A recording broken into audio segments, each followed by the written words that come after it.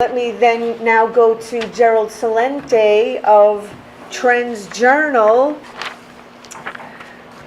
foremost authority on trend forecasting research and analysis, trends research, analyst, expert, futurist, keynote speaker. It sounds like I just lost somebody. And Institute Director Gerald Celente is trusted by many large corporations as the foremost authority on trend forecasting research and analysis.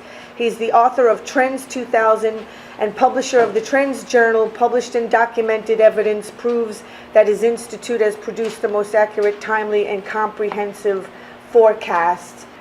Catherine asked me to talk about what central banks are doing and how they're in control of our lives. And this has never happened before in the history of the world, part one or part two.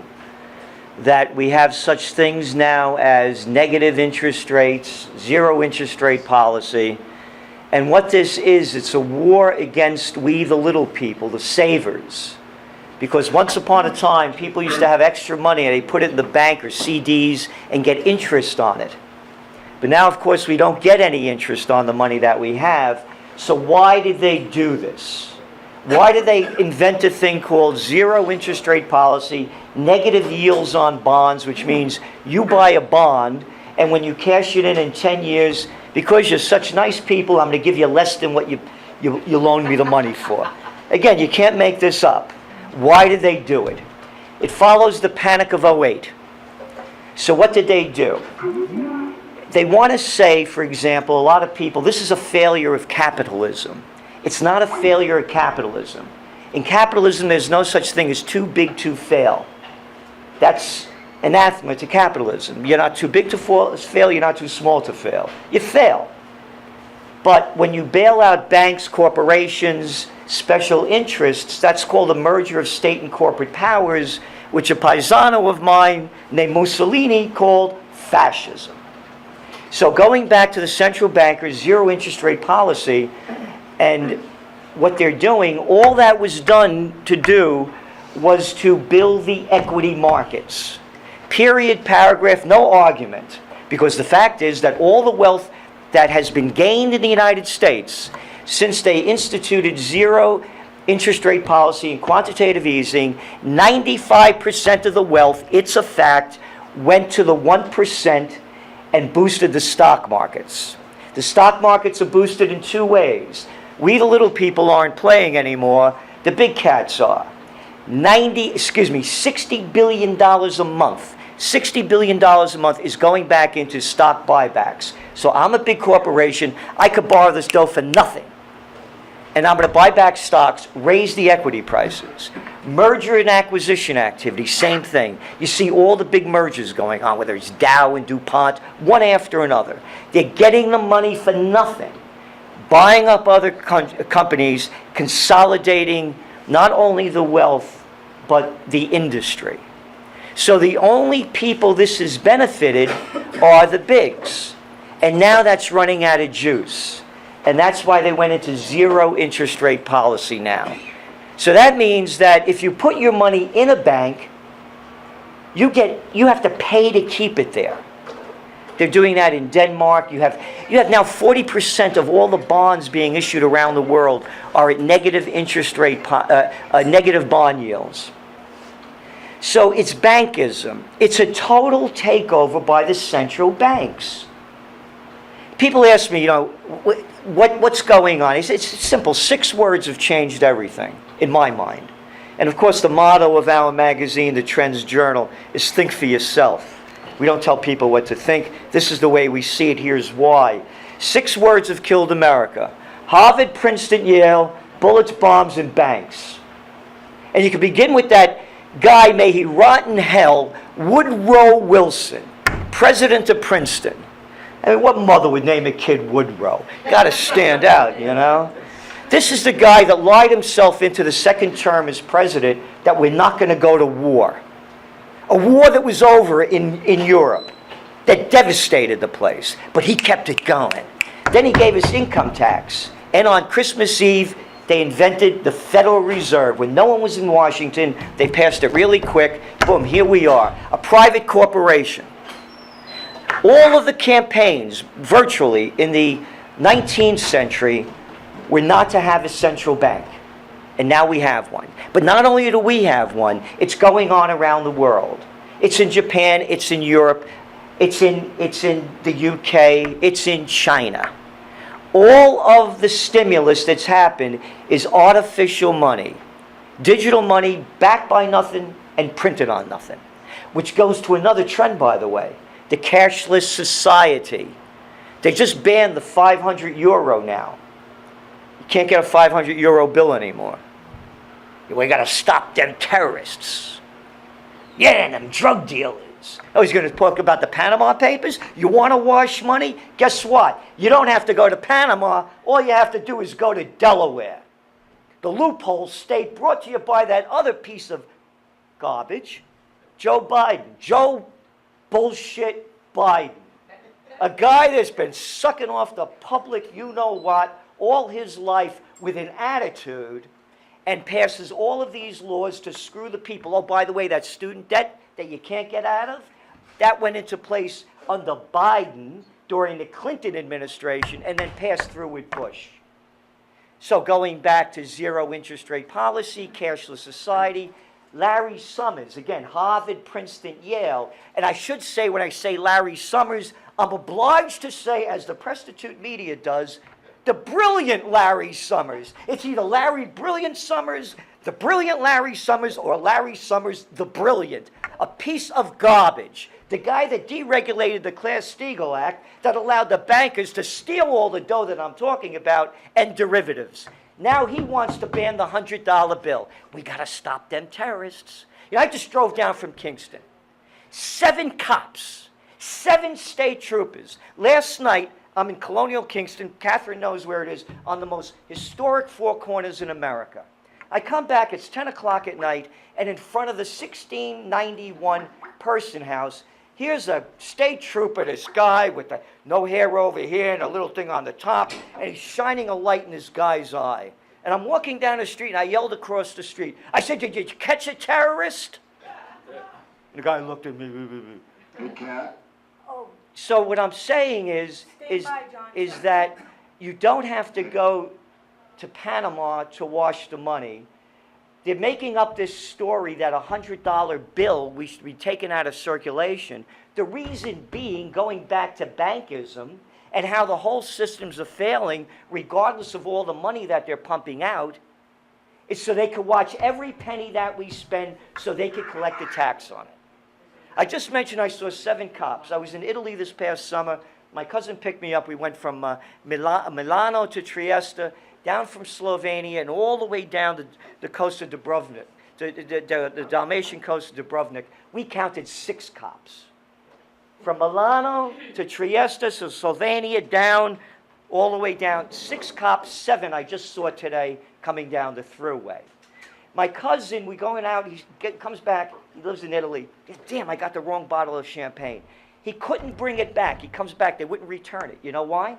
Because the tax already went to the government when they ring it up. Bip, zap, government gets it. That's why you're going to a cashless society. So they could get, they call it austerity measures. Higher taxes, going to raise your retirement age, and you get maybe till after you die, and we're going to rob you of your pensions like they're doing in all of these countries. So now what they need to do is they need to collect the tax money to bail out the banks. And I'm not making this up. Look at the data that just came out from the Greek bailout, and this is a German outfit that did it. 95% of the bailout money has gone to French and German banks, and the people are suffering for it. So what you have is a collapse of a global economy and more militarization to keep we the little people in check. So the cashless society is part of bankism, and again, and you look at the names, by the way. I mentioned the Glass-Steagall Act. That was put into place actually before Summers, brilliant Larry Summers, pushed it through.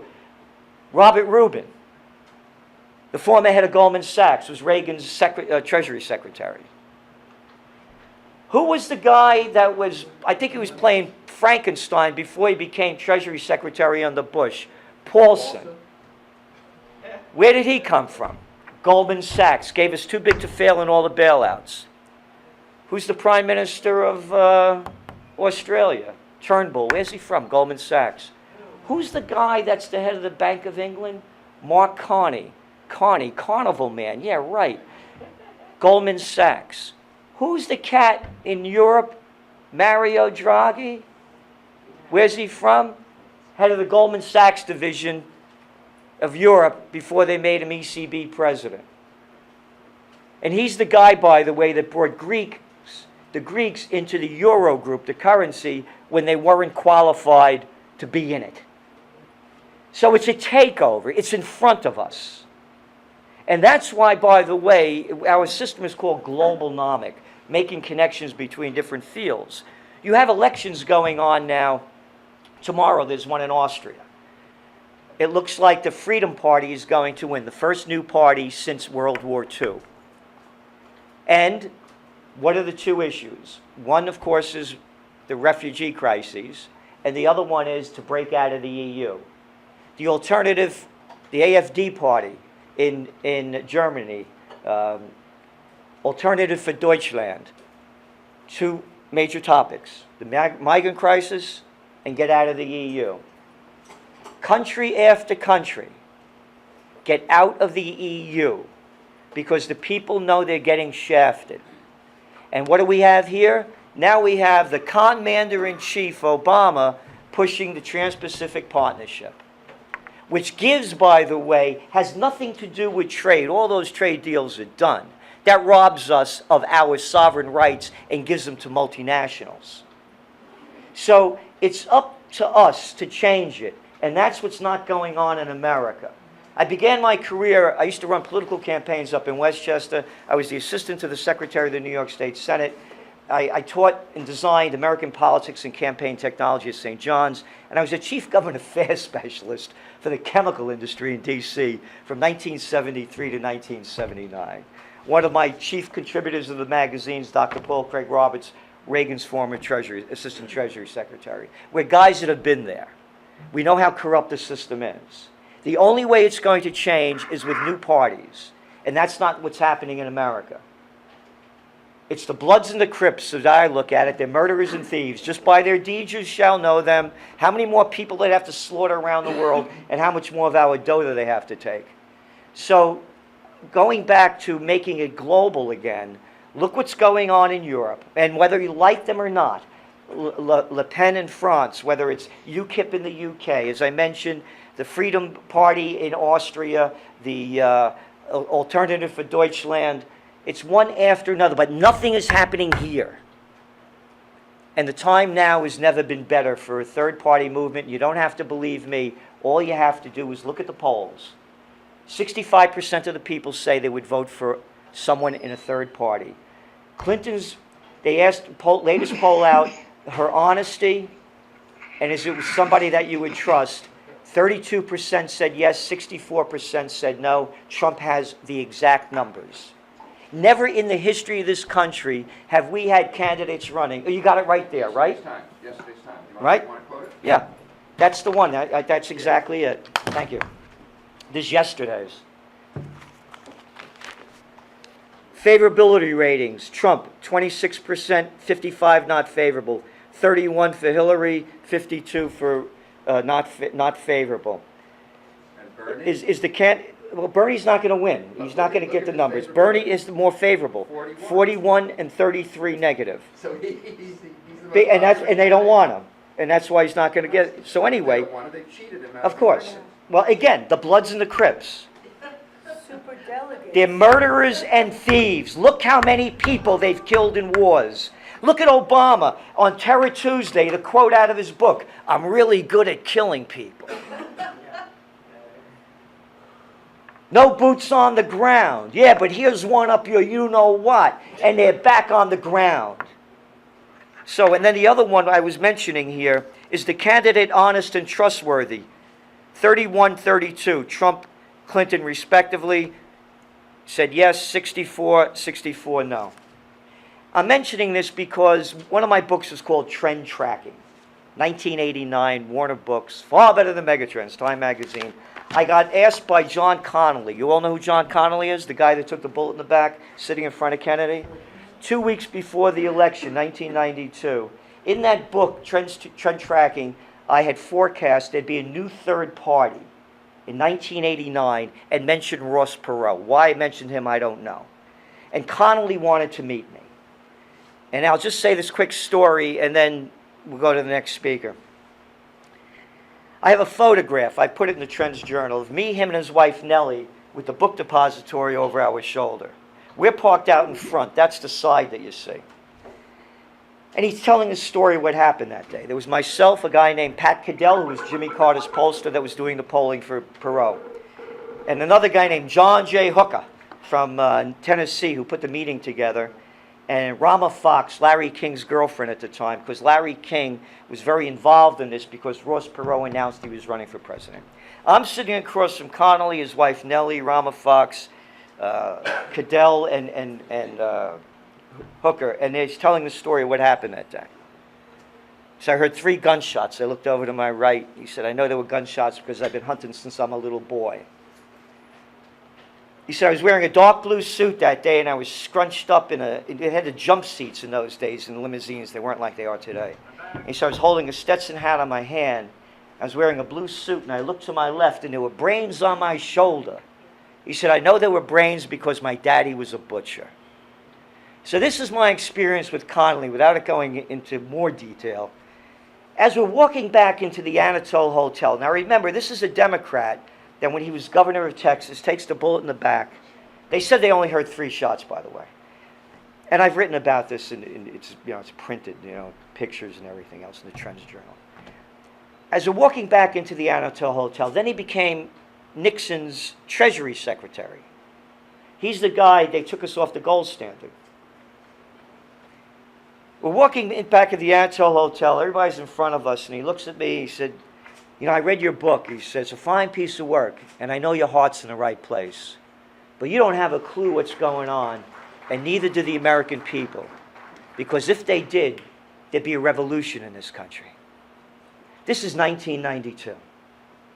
And look how it's degraded since then. So it's up to us. One person of courage makes a majority, said Andrew Jackson. And so it's up to everybody. It can happen. The climate has never been better for it.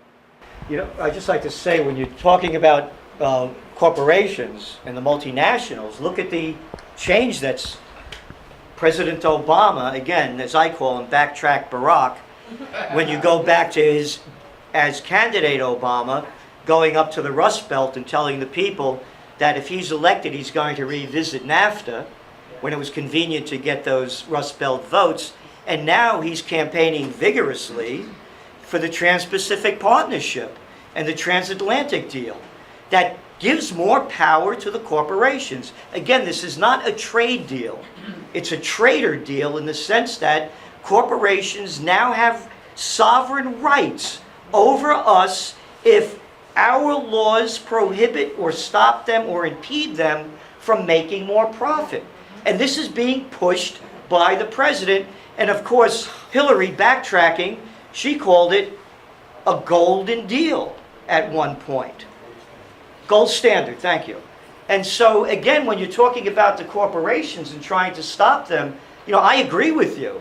But again, we look at what's going on at the very top, where we have our president that's, by the way, not only championing this. What did he go? He went to the UK to tell people in Britain to stay in the Euro group. So they're making the multinationals even bigger. So I agree with you. The corporations have to be stopped. But it's a very difficult system to break when the government at the top is pushing for more multinationalization.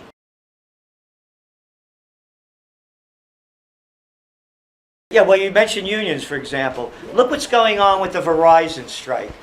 No media virtually at all. Total shutdown from the major media. And when, by the way, talking about corporations, what people are missing is that the corporations are running this election. Who made it up Once upon a time, when I was a young guy, the League of Women Voters used to hold the debates. Now the major corporations are holding them. And you know what they're getting for a 30-second ad? $250,000. So the corporations are running the campaign. As John was saying, the corporations own the media. 6 companies own 90%.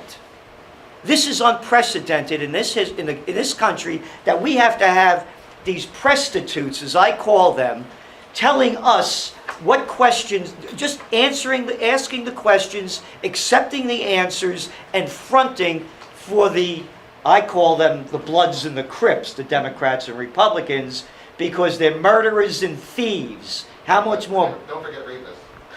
Yeah, well, but that's Trump's.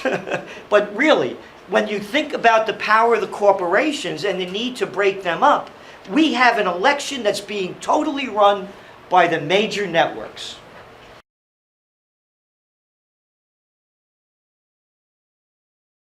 Can there be a new third party? You have one already. It's called Donald Trump. And when you look at it and go back from the beginning of it, do you remember how all of the Republican establishment was not going to support him?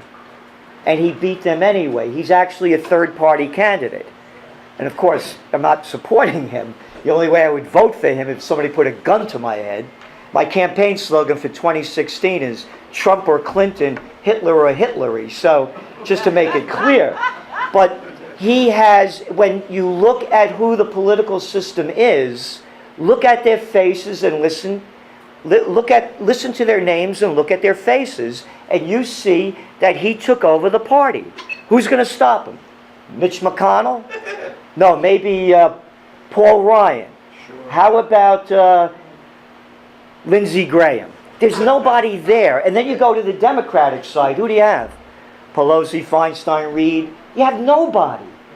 You know, I mentioned Dr. Paul Craig Roberts is one of my contributors, the former Assistant Treasury Secretary under Reagan.